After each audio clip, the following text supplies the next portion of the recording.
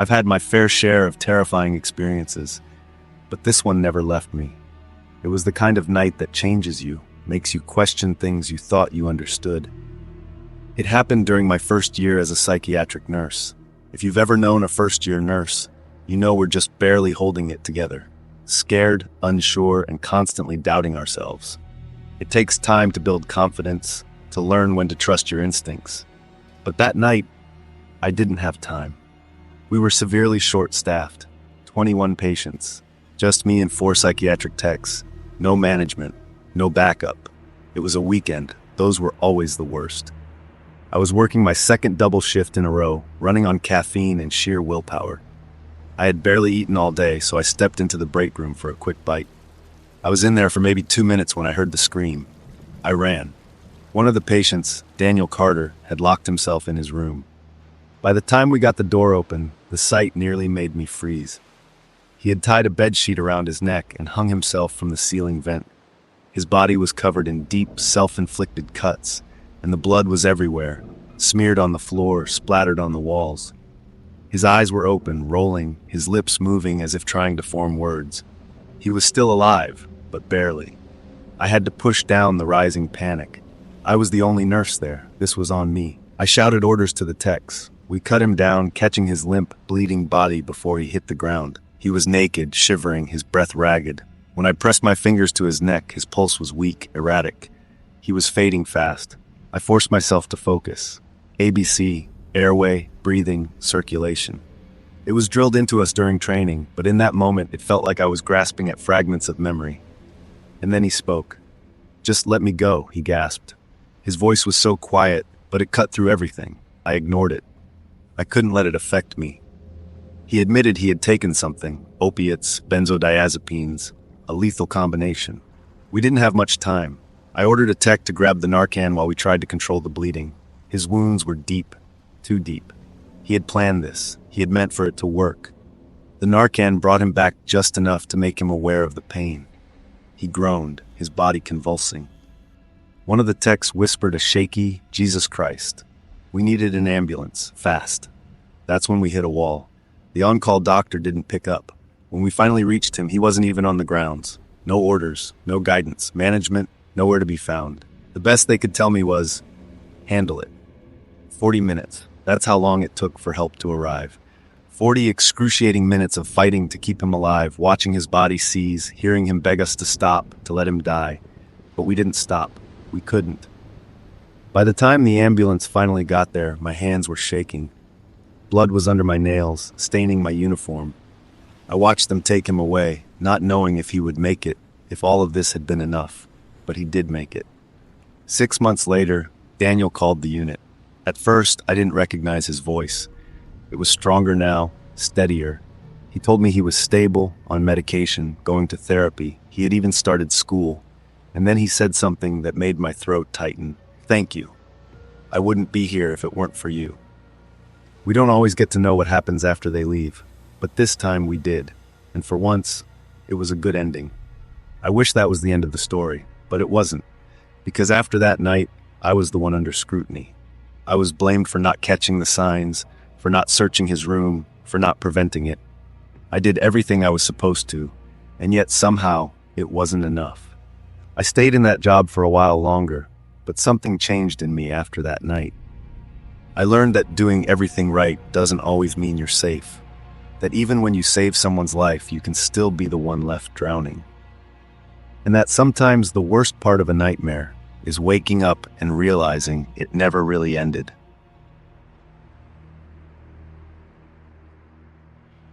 I still dream about Elias Voss. Not the man he was before Ravenswood, or even the hollowed-out version they discharged as stable. No, I dream about his eyes that night in the alley, wild, unblinking, lit up like broken street lamps, and the way he said my name, like he'd been waiting years to carve it into something. It happened 3 summers ago. I just finished a double shift at Ravenswood Psychiatric, my scrub stiff with sweat and the sharp chemical stink of the ward. The diner across the street served coffee that tasted like motor oil, but it was the only place open at 3 a.m. I was halfway through my usual shortcut, a narrow alley choked with dumpsters and the sour tang of rotting food, when I heard the scrape of shoes on asphalt. "Nurse Mercer." The voice was gravel and smoke. I froze. Elias stood 10 feet away, his hospital-issue sweatpants hanging off his hips, fingernails raw from scratching. He'd lost weight since his discharge. His collarbones jutted like crowbars under his papery skin. "You're late," he said, tilting his head. "The Queen's getting hungry." I forced myself to keep walking, keys clenched between my knuckles. "You're not supposed to be here, Elias. Go home." He matched my pace, trailing just far enough back that I couldn't justify sprinting. "They're digging again," he muttered, clawing at his forearm. "Can't you hear them? The beetles. They've got tunnels now, a whole damn colony." His laugh was a dry cough. "They'll hatch soon. She'll make sure of it." I called security when I got to Ravenswood, but Elias was gone by the time they checked the alley. 2 days later, the police brought him in after he tried to break into the pharmacy downtown, ranting about feeding the larvae. They cuffed him to a bed in the restraint room, his wrists already scabbed from digging at his arms. Dr. Lin increased his antipsychotics. Nurse Patel joked about adding entomologist to his chart. We all pretended not to notice how the cement anchors on the rec room chairs had started to rust. Then, 12 hours into his hold, Elias ripped chair number 4 out of the floor. I wasn't there when it happened. I watched the security footage later, a grayscale nightmare. Elias pacing, twitchy, until suddenly he stopped, stared at the wall. Then he was on the chair, rocking it, his spine coiled like a spring.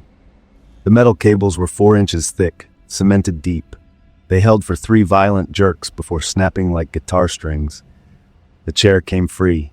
Elias swung it at the observation window, screaming about the Queen's wings until 3 orderlies tackled him. They told me it was stress, the night shifts, the burnout. But I know what I saw in that footage. A man who shouldn't have had the strength to lift a textbook, let alone tear steel from concrete. A man who'd followed me through the dark just days before, whispering about insects under his skin. I didn't quit. Couldn't. Ravenswood gets in your blood, and not just because of the patients. It's the fluorescent hum of the lights at 3 a.m., the way the walls smell like bleach and despair, the way you start memorizing the cracks in the ceiling tiles during code grays. Elias stayed in isolation for a week. When they moved him back to the unit, Dr. Lin reassigned him to me. "He responds to you," she said, like it was a reward.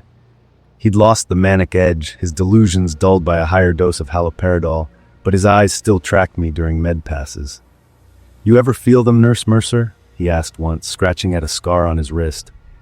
"When the meds wear off, the itch, like something's moving in there." I didn't answer. But that night, I woke up clawing at my own arms. The others think I'm paranoid. Nurse Patel teases me for rattling the chair anchors every shift, testing their strength. Old Tom, the janitor, calls me Cement Queen when he catches me staring at the floor bolts. Even Dr. Lin notices, her brow furrowing when I triple-check Elias's restraints. "You're exhausted," she says. "Take a vacation." But they didn't see the footage. They don't walk home the long way now, avoiding alleys, keys threaded through their fingers. They don't flinch at the sound of footsteps behind them. Elias was discharged again last spring. "Progress," Dr. Lin declared. I stood at the nurse's station and watched the security feed as he shuffled out the front doors. He paused on the steps, head cocked like he was listening to a song only he could hear. Then he smiled, a small secret thing, and disappeared into the rain. He hasn't come back. Not yet. Before we dive into the next story, if you're new here, don't forget to subscribe to our channel. Your support means the world to us. Thanks for watching. I never thought I'd be the type of technician to get spooked. The Psych Ward was where I worked, and I'd seen it all. Violent outbursts, erratic behavior, delusions, and paranoia. After a few years on the job, I'd learned how to keep my distance, stay calm, and just focus on the job. Patients could be unpredictable, but I had seen enough to not get rattled. I knew how to handle things, or so I thought. But there was something about room 12 that started to get under my skin.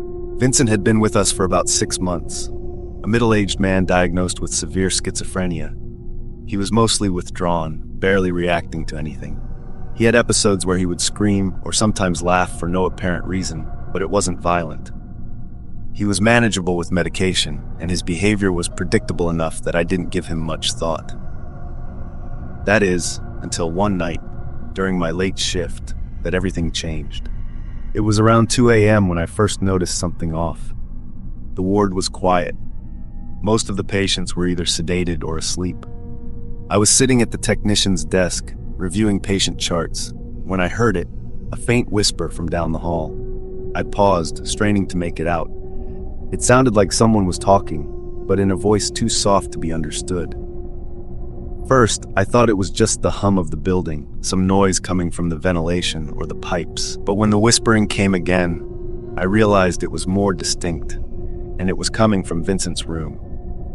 I got up, instinctively heading toward the sound. Vincent's room was at the end of the hall, isolated from the other patients. The closer I got, the clearer the whisper became.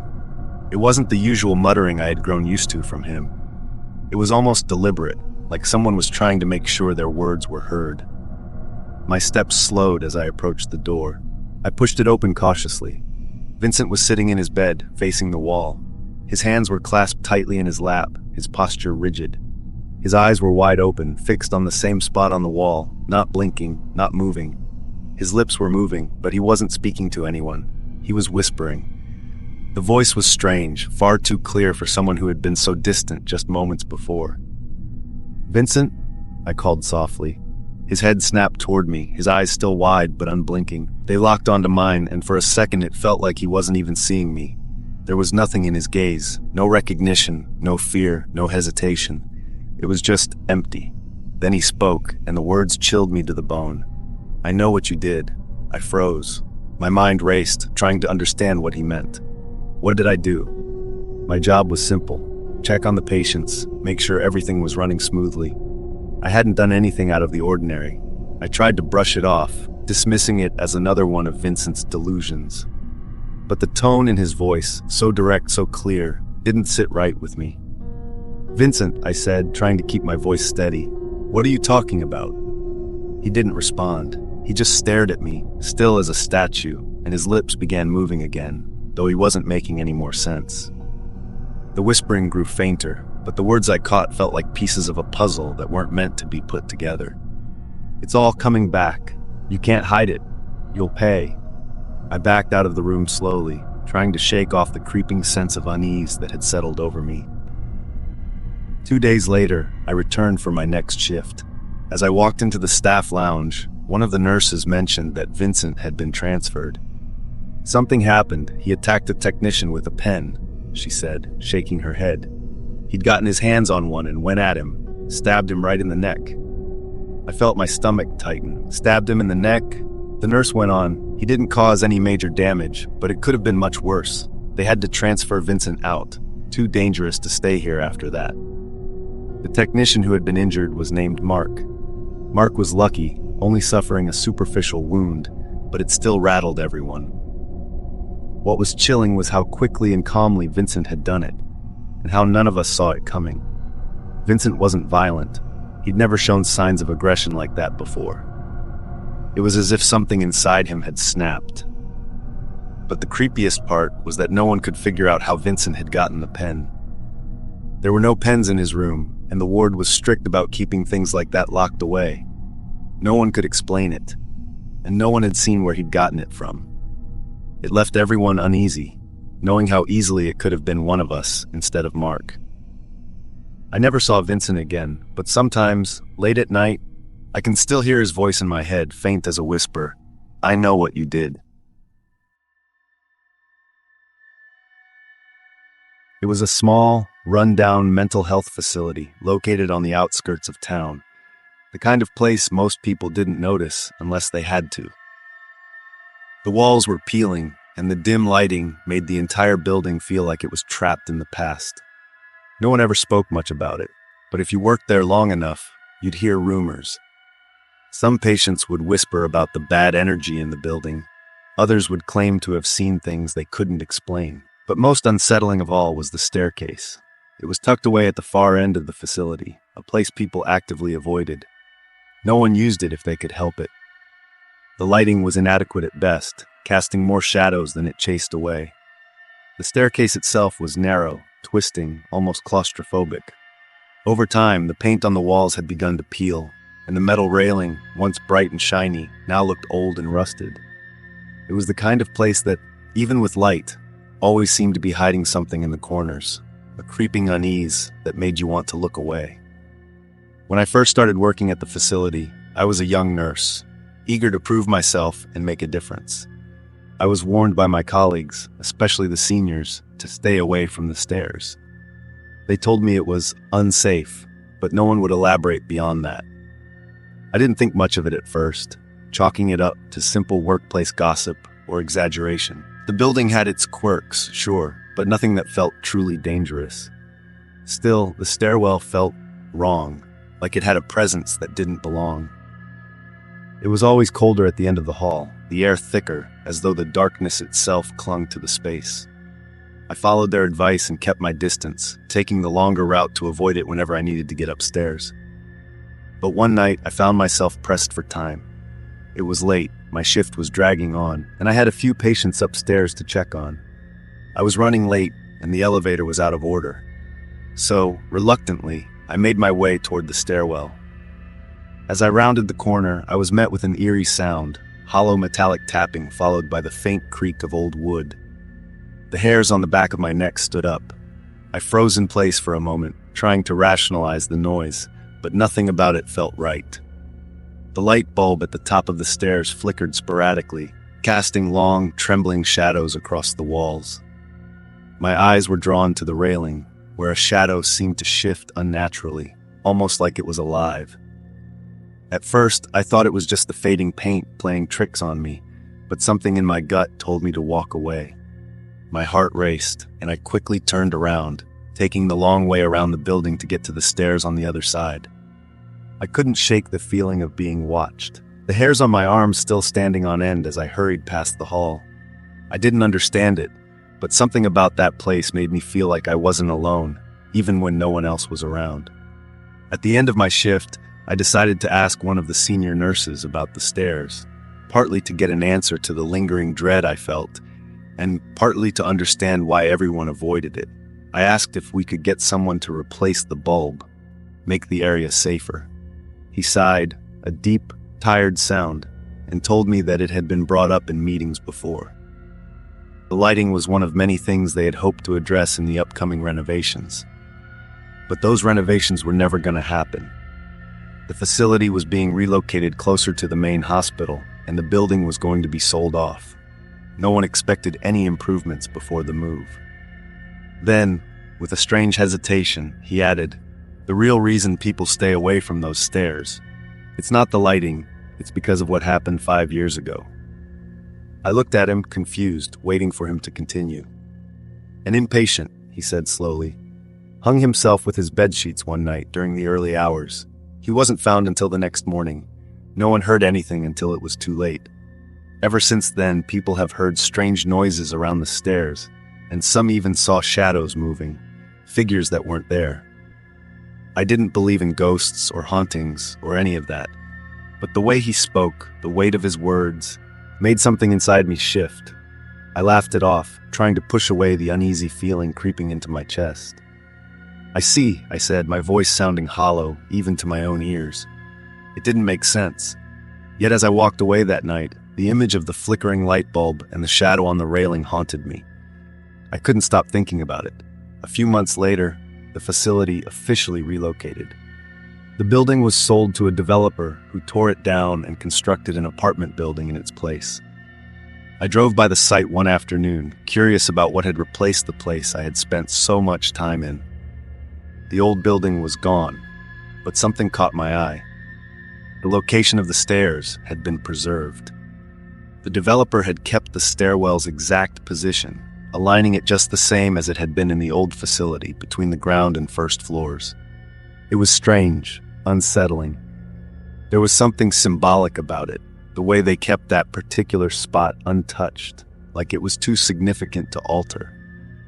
It was the kind of thing that made me wonder if the people now living in those apartments had any strange feelings when they walked by that particular spot, when they climbed the same staircase, climbed the stairs where a life was lost, a shadow that never quite left.